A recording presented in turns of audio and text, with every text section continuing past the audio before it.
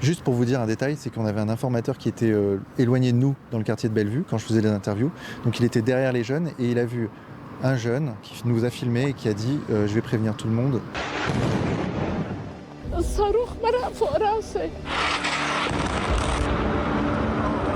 Qui a ce sale facho ici. Il a pris son vélo, il a commencé à faire le tour du quartier et d'ailleurs on l'a recroisé en voiture ensuite.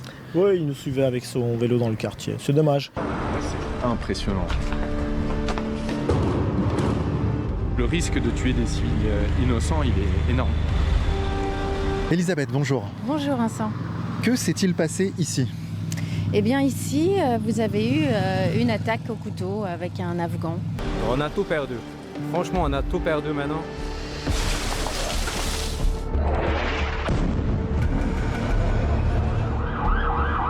La frappe a eu lieu il y a quelques dizaines de minutes. Il y a les forces de l'ordre, il y a la police.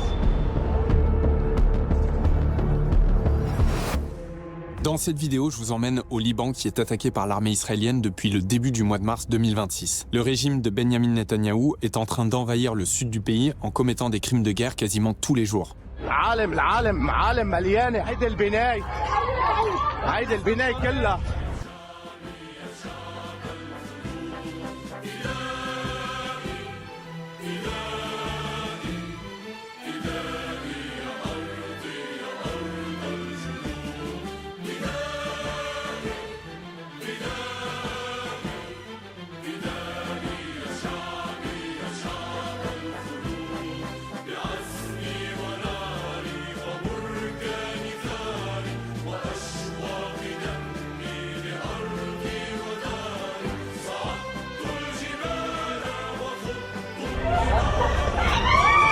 Ils massacrent des civils, des secouristes, des journalistes et détruisent des villages entiers en toute impunité.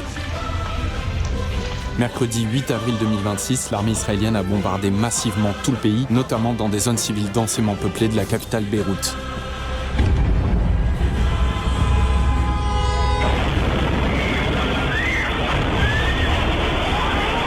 Sur cette vidéo qui surplombe la capitale, on peut voir plus d'une dizaine de frappes qui ont touché Beyrouth dans cette attaque terroriste coordonnée de l'armée israélienne.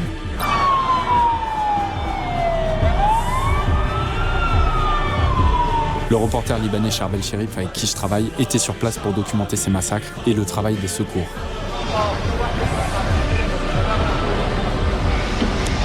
Comme vous pouvez voir, les pompiers sont toujours en train de bosser.